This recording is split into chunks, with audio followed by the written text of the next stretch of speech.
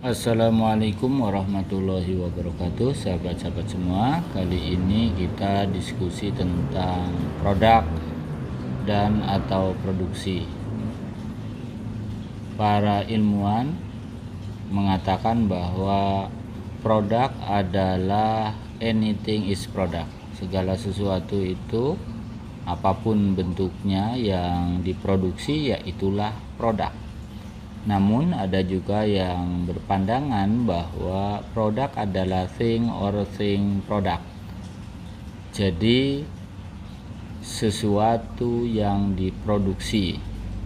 Jadi sesuatu yang diproduksi ya itulah produk. Nah, pengertian ini juga disampaikan oleh Kotler bahwa produksi adalah bentuk barang atau jasa yang dapat diperjualbelikan di pasar. Ketika kita bicara tentang produk, tentu kita selalu berhubungan dengan marketing. Ya, dalam ilmu marketing, produk dianggap sebagai apapun yang bisa ditawarkan ke pasar dan bisa memuaskan keinginan atau kebutuhan konsumen. Itulah produk. Sahabat-sahabat semua, begitu juga jika kita bicara tentang produk, tentu saja kita juga bicara tentang produksi. Banyak pandangan tentang produksi ini. Andi Wijaya menyampaikan bahwa produksi adalah proses yang menghasilkan baik itu barang maupun jasa, kemudian dalam kurun waktu dan memiliki nilai tambah bagi perusahaan yang ada. Nah, sahabat-sahabat semua, bicara tentang produksi ini tentu kita selalu berkaitan dengan nilai. Bisa menambah nilai atau tidak menambah nilai. Jika menambah nilai, maka produk itu akan bisa lebih bermanfaat lagi. Jadi sahabat-sahabat semua,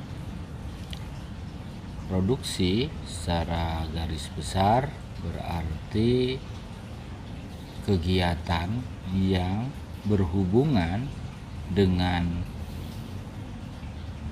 produksi baik barang maupun jasa untuk mengolah menjadi bahan jadi atau setengah jadi sehingga dapat memiliki nilai tambah bagi perusahaan.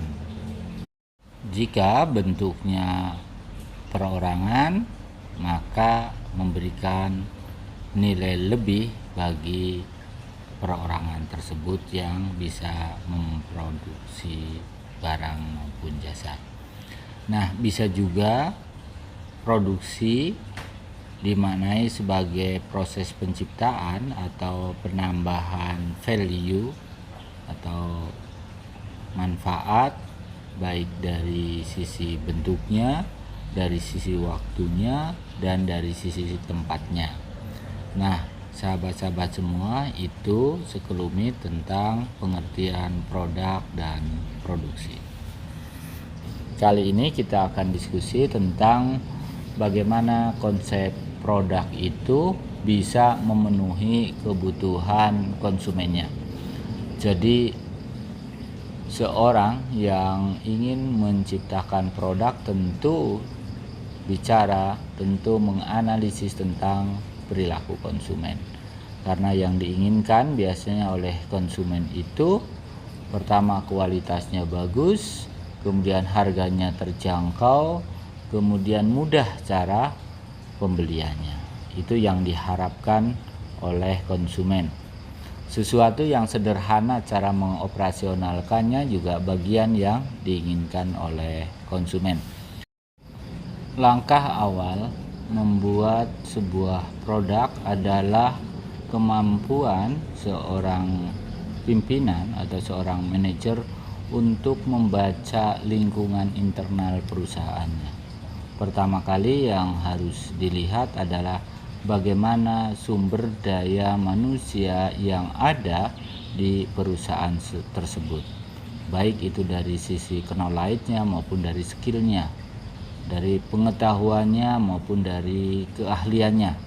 Ini harus dipahami betul oleh pimpinan untuk membaca jika membuat sebuah produk, gagasan itu bisa diwujudkan enggak dengan melihat tadi SDM-nya, kemudian keahlian dari SDM tersebut, kemudian peralatannya, kemudian tentu marketingnya. Tenaga marketingnya itu bisa enggak nanti untuk memasarkan produk tersebut. Nah, ini faktor internal yang harus dibaca oleh seorang pemimpin untuk mencapai produk terpasarkan sesuai dengan yang diinginkan. Kemudian di sisi lain yang dibutuhkan oleh perusahaan pertama adalah tentang perizinan yang dimiliki. Apakah produk yang akan dibuat itu sudah tercakup dalam peraturan-peraturan pemerintah yang berlaku, umpamanya memproduk makanan apa saja yang tercakup dalam perizinan kita. Karena apa? Nanti jika kita tidak melihat itu, kendalanya justru di lapangan bahwa produk ini belum diakui di lingkup perusahaan kita, dan itu nanti akan mengakibatkan kemubadiran produk kita atau bahkan terjadi persoalan-persoalan baru yang merugikan perusahaan. Yang kedua adalah regulasi pemerintah. Apakah produk yang akan kita buat itu termasuk yang diperbolehkan, ataukah butuh pengakuan-pengakuan lain seperti umpamanya tentang produk halal gitu kan, atau jika itu makanan ke POM ya, ke BP POM atau lain sebagainya. Ini faktor eksternal yang harus betul-betul dibaca agar tidak menjadi kendala di kemudian hari. Kemudian yang dibutuhkan lagi adalah tingkat permintaan dan penawaran. Lakukan kajian, lakukan penelitian terhadap permintaan dan penawaran atas produk yang apabila kita produksi itu disukai atau tidak disukai oleh masyarakat. Kemudian yang faktor eksternnya juga adalah kita harus mampu membaca pesaing. Apakah produk yang kita buat itu create new, sesuatu yang baru, atau produk kita menjadi pesaing. Jika pesaing, maka kita harus membaca seberapa kuat lawan perusahaan kita. Ini penting untuk dibaca agar ketika terjadi persaingan di lapangan, produk kita adalah menjadi pemenangnya. Kemudian tingkat risiko dari produk itu, atau tingkat risiko dilihat dari nilai bisnisnya itu sendiri. Apakah akan memberikan keuntungan atau tidak, ataukah barangnya itu awet atau tidak, ataukah barangnya itu jika kita pasarkan justru akan menimbulkan konflik dengan produk-produk kita yang sudah bagus. Orang kalau sudah kenal dengan produk kita baik, maka ketika menemukan sesuatu yang buruk, maka mereka justru akan menghentikan semua kesukaannya terhadap produk tersebut. Jadi ini beresiko gitu kan. Kemudian yang tak kalah pentingnya adalah kemampuan membaca perkembangan teknologi terbaru. Jadi di era digital ini, saat ini justru pola model marketing dari perusahaan lain itu menjadi kendala atau enggak, atau kemampuan di perusahaan kita sangat-sangat terbatas. Nah, ini beberapa aspek yang butuh oleh kita adalah dikaji lebih awal sebelum kita memproduk barang ataupun jasa. Jadi secara garis besar kita bisa mengelompokkan bagaimana proses produksi itu dapat berjalan dengan baik. Tentunya yang pertama, siapa yang melakukan produksi tersebut, atau orang sering menyebutnya dengan produsen. Kemudian produknya, barangnya apa. Yang ketiga adalah siapa konsumennya. Itu dibutuhkan analisis yang mendalam agar produk kita nantinya berkualitas, kemudian berkualitas juga disukai masyarakat. Untuk memenangkan persaingan tentunya kita harus melakukan analisis. Salah satunya adalah analisis SWOT, yakni strength, weakness, opportunity, dan threat. Kalau dalam bahasa kitanya dikenal dengan kekepan, kelebihan, kekurangan, peluang, dan ancaman. Nah, untuk memilah faktor eksternal dan internal dalam analisis SWOT ini, jika kekuatan berarti itu internal, kelemahan itu juga internal, kemudian peluang, faktor eksternal, faktor dari luar, dan ancaman itu faktor dari luar juga. Nah, untuk memahami tentang strengths itu, yakni kekuatan, apa sih kekuatan kita, maka kita harus melihat produk kita itu unggul dalam aspek apa. Bisa jadi seperti lebih baik, kemudian lebih nyaman, lebih enak, lebih futuristik, kemudian lebih irit, lebih kuat, dan lain sebagainya. Nah, sahabat-sahabat semua, kelebihan-kelebihan yang ada dalam produk kita bisa jadi di sisi lain, di weakness-nya itu, di kelemahannya, bisa jadi produk kita itu lebih irit, lebih hemat. Akan tetapi stok barang kita terbatas, akhirnya menimbulkan kekecewaan. Itu weakness. Nah, produk kita memiliki kelebihan, lebih nyaman, akan tetapi dari kenyamanan itu masyarakat merasakan bahwa produk itu sulit untuk dijual kembali ketika kita sudah bosan. Nah, ini bagian dari weakness. Nah, begitu juga dari sisi kemanfaatan, bisa jadi produk kita itu lebih tahan lama, tetapi kita jarang sekali menggunakannya. Itu kan menjadi kelemahan dari produk itu. Karena apa? Fungsinya sedikit.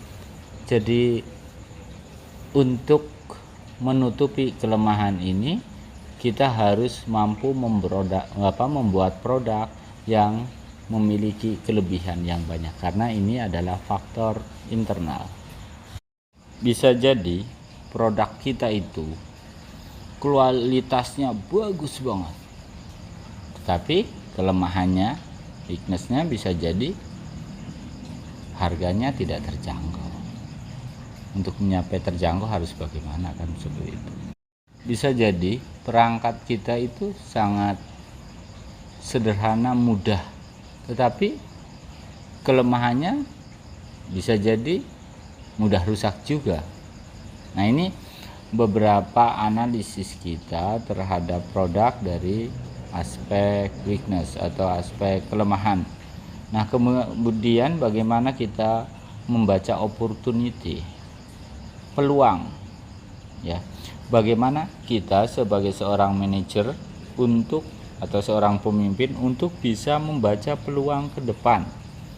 Ada aspek apa saja yang mempengaruhi terhadap kemampuan seseorang untuk membaca peluang ini.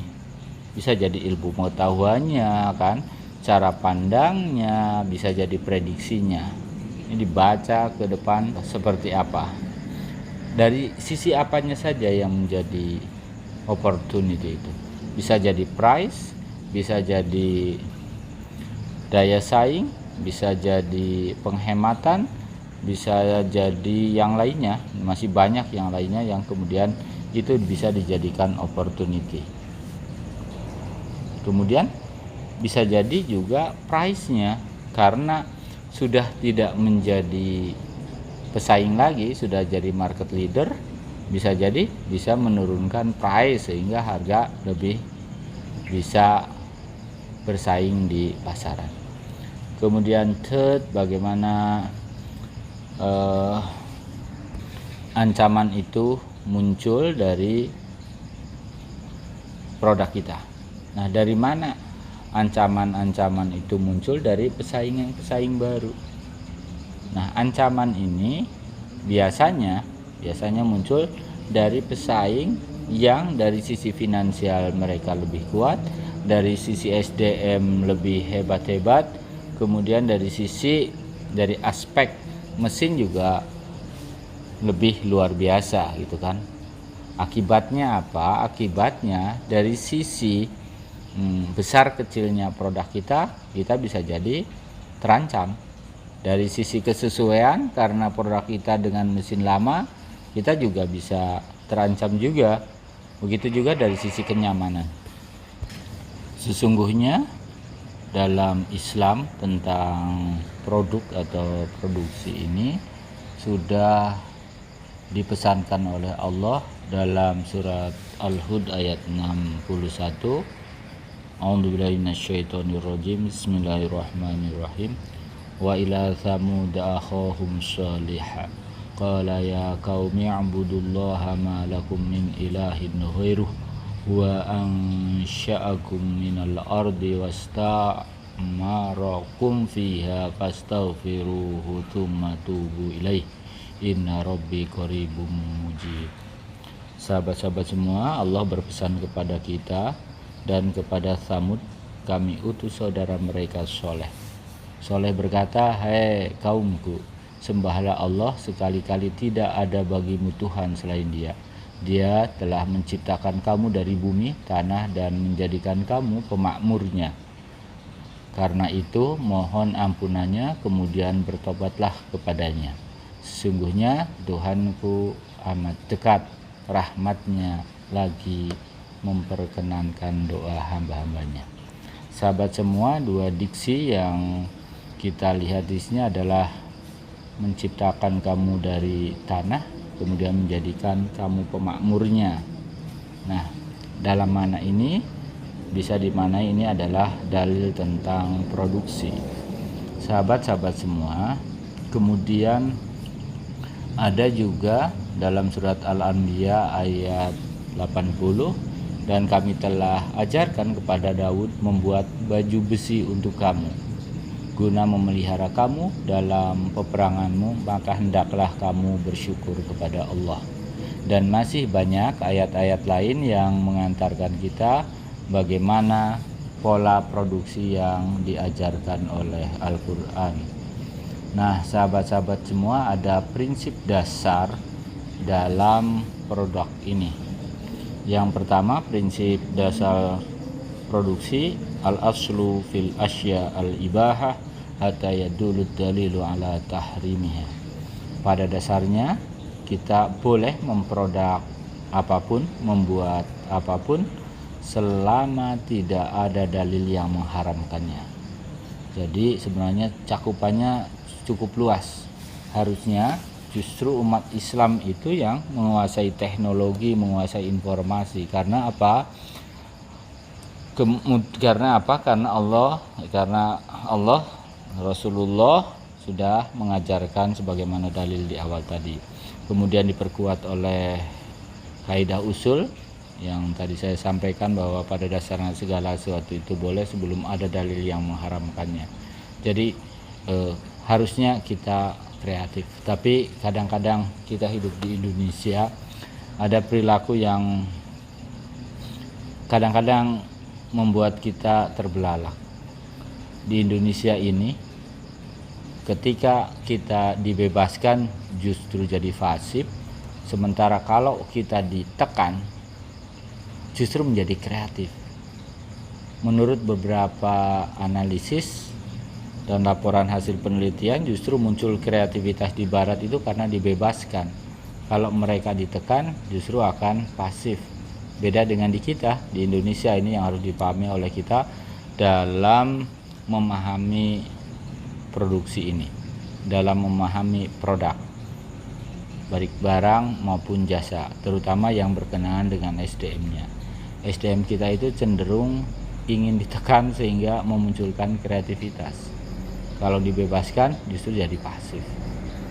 Nah, kemudian yang prinsip kedua, antum a'lamu bi umuri dunyakum.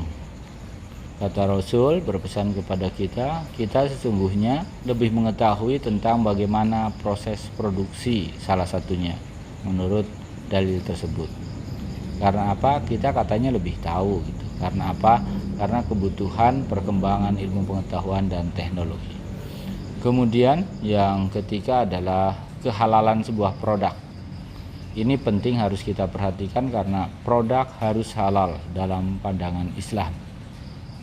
Kemudian prinsip yang keempat bahwa niat baik itu,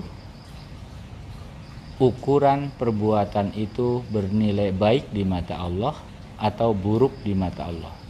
Jadi unsur niat kita untuk membuat sebuah barang itu untuk kemaslahatan umat atau untuk kemaslahatan pribadi.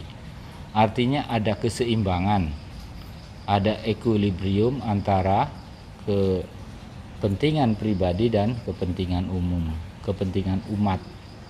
Kemudian yang selanjutnya prinsip dalam memproduk barang itu di kita dalam Islam itu harus berani bereksperimentasi. Jadi eksperimen terhadap sebuah produk itu harus ada dan terus menerus. Untuk apa sih? Sebenarnya untuk memudahkan sebuah muamalah, untuk lebih membuat orang lebih nyaman. Ingat, kita dipesankan khairun nas anfa'uhum linnas. Itu antara lain prinsip-prinsip dasar dalam Islam, terutama yang berkenaan dengan produksi.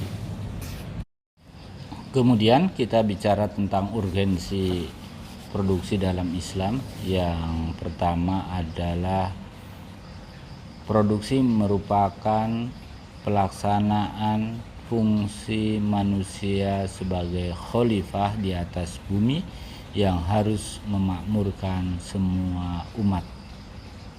Yang kedua, produksi merupakan ibadah muamalah. Kemudian yang ketiga, produksi sebagai sarana pencapaian akhirat yang bahagia di dunia dan akhirat. Sedangkan tujuan produksi adalah untuk merespon kebutuhan umat, baik sebagai pribadi atau sebagai jamaah. Kemudian yang kedua adalah mempersiapkan kebutuhan untuk para ahli warisnya. Jadi ahli waris sudah muncul di sini. Kemudian yang ketiga adalah pelayanan sosial yang bentuknya bisa zakat, infak, sedekah. Jadi dengan memproduk sebuah barang diharapkan konsep-konsep Islam tentang zakat, infak, sedekah akan memberikan kemakmuran yang berkeadilan. Itu yang bisa kita sampaikan untuk kali ini. Semoga bermanfaat untuk kita semua. Hanya Allah yang tahu kebenaran, kita adalah pencari kebenaran. Nun wal qalami wa ma yasurun wallahul muwaffiq ila aqwamit thoriq. Assalamualaikum warahmatullahi wabarakatuh.